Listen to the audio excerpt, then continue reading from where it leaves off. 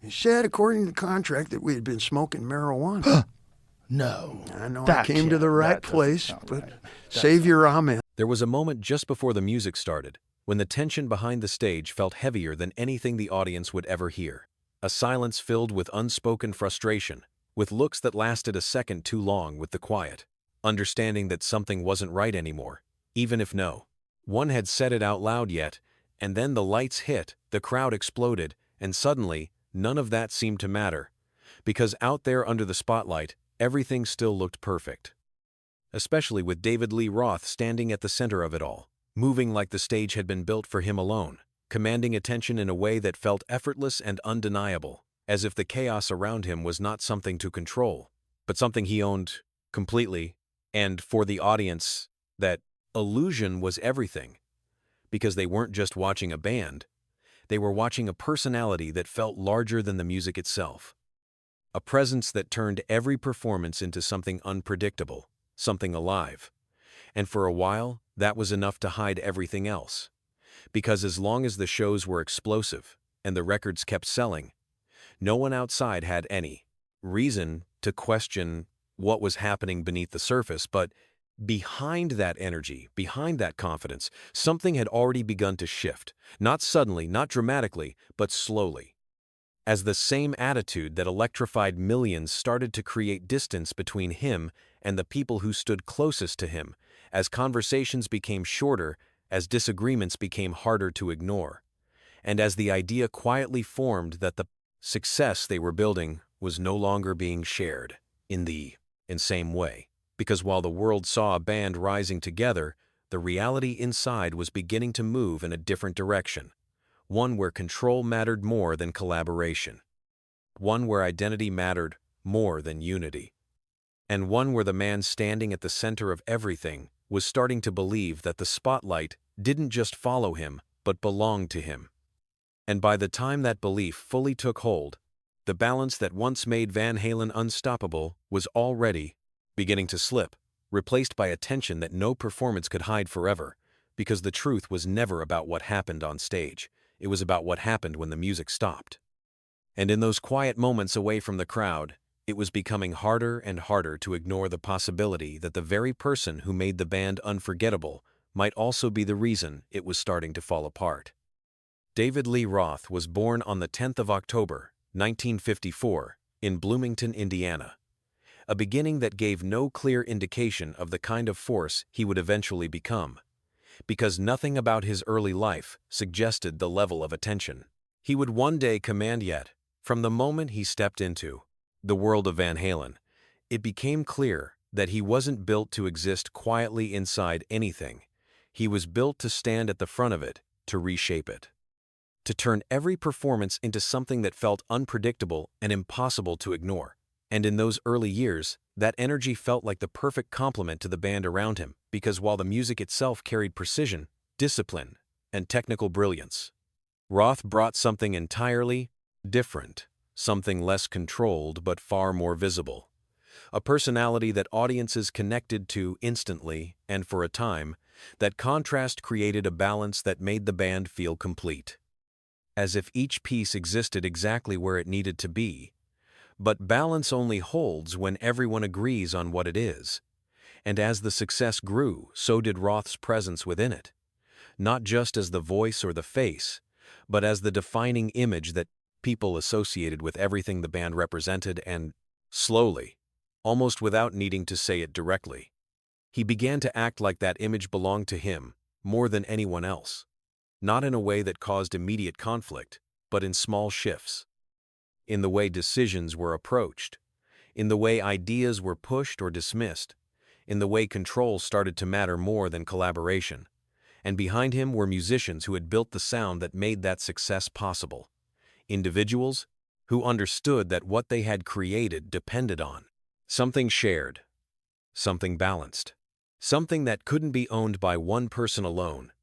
And it was in that difference, quiet at first, but impossible to ignore over time, that the foundation of the band began to change, because the man who once completed the group was now beginning to redefine it. And not everyone was willing to accept that shift, especially when it started to feel like they were no longer part of something equal, but part of something that was being slowly pulled in one direction. And by the time that realization fully took hold, the balance that once made everything work was already beginning to break, replaced by a tension that would only continue to grow as the band climbed higher. Number 5. Ted Templeman. Ted Templeman was there at the beginning when the raw sound of Van Halen still needed direction, when the energy was undeniable, but not yet fully shaped into something the world could consume. And in those early sessions, he played a role that went far beyond simply recording what the band created, because he understood how to take something chaotic and turn it into something precise, without losing what made it powerful. And for a time, David Lee Roth accepted that structure, not because it came naturally to him, but because there was still something to prove, still a need for guidance, still an understanding that success required more than just presence, but success has a way of changing that understanding, especially for someone who thrives on attention. And as the band began to rise, as the record started to define a new sound in American rock, Roth's confidence grew into something stronger, something less willing to be shaped by anyone else. And what once felt like collaboration in the studio began to feel like limitation as suggestions turned into disagreements, as direction started to be questioned, and as Roth slowly began to push against the very structure that had helped bring him to that point. And for Templeman, this wasn't just a creative difference.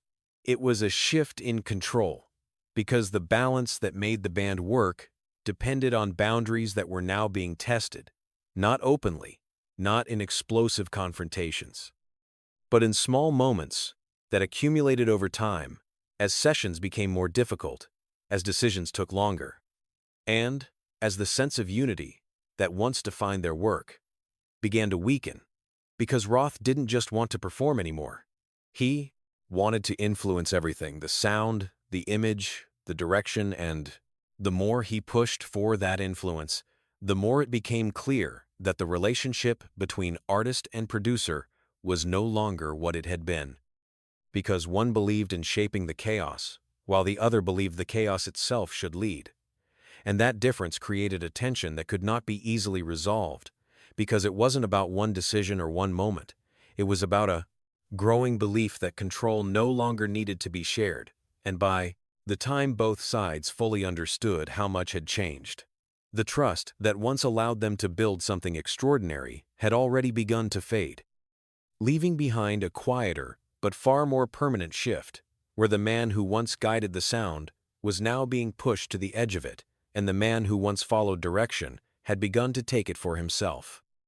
Number 4. Eddie Van Halen. Eddie Van Halen was never meant to compete for attention, because from the very beginning his role inside Van Halen was something deeper than visibility. It was the foundation of the sound itself, the precision, the innovation, the kind of musical identity that didn't need to be seen to be understood. And in the early days, that difference between him and David Lee Roth worked perfectly, because while Roth commanded the stage with unpredictability and presence, Eddie built something underneath it that gave that energy, meaning something structured, something controlled, something that could last beyond a single performance. And for a time, that contrast created a balance that felt almost impossible to break, as if each man provided exactly what the other lacked. But the higher the band climbed, the more that balance began to shift, not because the music changed, but because the way each of them saw it began to move in different directions. As Roth leaned further into image, into performance, into the idea that what people saw mattered just as much as what they heard, while Eddie remained focused on the sound itself, on pushing it further, refining it, protecting it from becoming something superficial. And that difference, subtle at first, slowly became the center of a conflict that neither of them could ignore, because it wasn't just about creative decisions, it was about ownership, about who defined what the band truly was. And as that question grew louder behind the scenes, the tension between them became harder to contain, as disagreements that once stayed private began to affect the way they worked together, as communication became strained, and as the sense of mutual respect that once held everything together started to erode under the weight of ego and expectation, because Roth didn't just want to be part of the band's identity anymore, he wanted to lead it, to shape it in his image.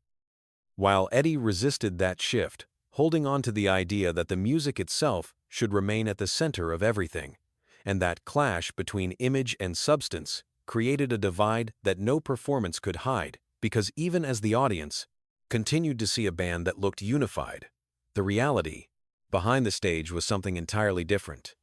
A slow, unraveling driven not by one argument or one moment, but by a growing realization that the two most important forces inside the band no longer saw the same future.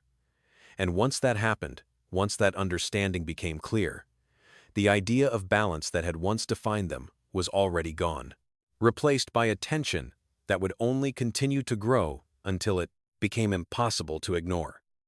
Number 3. Noel Monk.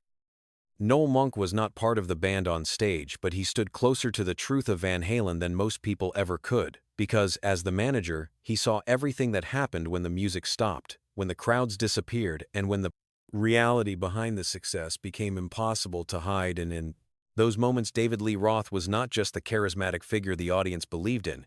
He was something far more complicated. A personality that could shift from controlled to unpredictable, without warning. And at first, Monk understood how to manage that, how to keep things moving, how to protect the band from the consequences of its own excess, but managing chaos only works when the person at the center of it allows it to be managed. And as the band grew larger, as the tours became more intense, and as the pressure increased, Roth's behavior began to push beyond what could be quietly handled. Not in one dramatic moment, but in a pattern that repeated itself, as boundaries were ignored, as decisions were made impulsively, and as the line between performance and reality became harder to define because Roth didn't turn the dog persona off. When he left the stage, he carried it with him, and that made everything more difficult to control, especially for someone whose job depended on maintaining order behind the scenes, and over time, the relationship between them began to change. As respect turned into frustration, as communication became strained, and as Monk found himself not just managing a band, but constantly reacting to one man's unpredictability, trying to contain situations before they escalated, trying to maintain stability in an environment that was becoming increasingly unstable. And the more he tried to enforce structure, the more resistance he faced, because Roth didn't see those efforts as necessary. He saw them as limitations, as attempts to control something he believed should remain free. And that difference in perspective created a conflict that could not be easily resolved, because it wasn't about one decision or one disagreement. It was about the growing gap between someone trying to hold everything together and someone who no longer believed it needed to be held together at all. And by the time that gap became impossible to ignore, the dynamic had already shifted, leaving Monk in a position where control was slipping away, and Roth in a position where he no longer felt the need to answer to anyone. A change that would push the band further into instability, even as its success continued to grow on the surface. Number 2. Sammy Hagar. Sammy Hagar was never supposed to be part of the same story, and yet his presence would come to define one of the clearest lines, dividing what Van Halen had been from what it would become, because by the time he entered the picture, relationship between David Lee Roth and the band had already begun to fracture beyond repair. Not in one explosive moment, but through years of tension, disagreement, and a growing inability to move in the same direction. And when Roth stepped away, whether by choice or by consequence, what remained was not just a band looking for a new voice, but a band trying to redefine itself entirely. And Hagar represented something different, something more controlled, more consistent, something that aligned more closely with the structure the others had been trying to protect. And that difference quickly became more than just musical. It became symbolic. Because to many, Hagar was not just a replacement. He was a rejection of everything. Roth had embodied a sign that the band was choosing stability over unpredictability, collaboration over dominance. And that shift was impossible for Roth to ignore, because even outside the band, his identity remained tied to what he had helped build. And as the new era began to take shape, Comparisons became unavoidable not just from fans, but from the narrative surrounding the band itself. As success continued under a different frontman, challenging the idea that everything had depended on one person, and that created a tension that extended far beyond direct interaction, because this was no longer about working together, it was about legacy, about perception, about which version of the band truly represented what it was meant to be. And Roth, who had once stood at the center of it all, now found himself on the outside of that narrative, watching as something he had helped define continued without him. And that reality carried a different kind of conflict, one that didn't require constant confrontation to remain powerful. Because the existence of Hagar within the band was itself a statement, a reminder that the balance Roth had, disrupted, could be rebuilt without him. And for someone who had come to, why, to believe that the spotlight belonged to him, that idea was more than difficult. It was something that reshaped the way his role in the band's history would be seen, turning what had once been dominance into something far more complicated, something that could no longer be controlled in the same way it once had been. Number 1. Alex Van Halen. Alex Van Halen was never the loudest voice in the room, never the one chasing attention or shaping the image that the audience saw. But inside Van Halen, his presence carried a different kind of weight, something steady, something rooted in loyalty and history. Because long before the success, before the records and the arenas, there was a foundation built between him and his brother, a shared vision that defined what the band was supposed to be. And for a time, David Lee Roth fit into that vision not by controlling it but by completing it, bringing something unpredictable that elevated everything around him. But as the years passed and the success grew, that balance began to shift in ways that it became harder to ignore, not through one defining moment, but through a pattern that repeated itself as Roth's need for control expanded, as his identity became more tied to the spotlight than to the band itself. And as the sense of unity that once held everything together started to weaken under the pressure of competing priorities. And for Alex, that change was not just professional, it was personal, because what was being affected was not just the direction of the band, but the integrity of something that had existed long before Roth became part of it, and that made the conflict deeper, quieter, and far more difficult to resolve, because while others could step away or adjust their roles, Alex remained tied to the core of what Van Halen represented. And as the tension between Roth and Eddie Van Halen continued to grow, Alex stood in a position where neutrality was no longer possible, where the balance he had once helped maintain was no longer sustainable. And the more Roth pushed toward a version of the band centered around himself, the more that position came into conflict with the original identity that Alex was determined to protect, creating a divide that extended beyond creative differences into something more permanent, because this was no longer about how the band sounded or how it performed. It was about what it was meant to be. And once those answers no longer aligned, once the vision that had once been shared began to separate into different directions, there was no compromise that could truly hold it together. Only the slow realization that the version of the band that once existed could not continue in the same way, and that the man who had helped define its rise was also at the center of the forces that would ultimately change it forever. In the end, there was no single moment where everything finally broke, no one night where the music stopped and the truth became impossible to ignore, because what happened inside Van Halen was slower than that, quieter than that, a gradual shift that unfolded over time, until the version of the band the world had fallen in love with simply no longer existed in the same way. And at the center of that change was still David Lee Roth. Still the same presence that had once made everything feel larger than life. Still the same figure who could command a stage in a way few others ever could. But now, seen through a different lens, one shaped not just by what he gave to the side band, but by what it cost to keep him there. Because the truth, it was never simple. It was never just about ego or control or personality alone. It was about the fragile balance that exists inside every great collaboration. The unspoken understanding that no single voice can carry something meant to be shared. And when that balance shifts, even the strongest foundations begin to weaken. And for Roth, that shift came in the form of belief. The belief that the Rangers won so. Spotlight belonged to him, that the success surrounding him was something he could shape on his own terms. And for a while, that belief didn't seem wrong because the audience responded. The energy remained, and the legend continued to grow.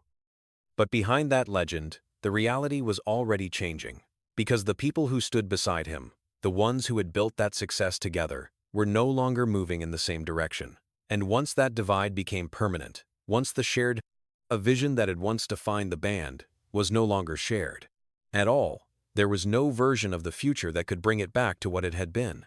Only different paths, different identities, and different stories about what really happened. And that is where the question remains, not fully answered, not fully resolved, whether David Lee Roth was truly the force that made the band unforgettable, or the force that made it impossible to stay together, because in the end, both things can be true at the same time. And sometimes, that is what defines a legend more than anything else.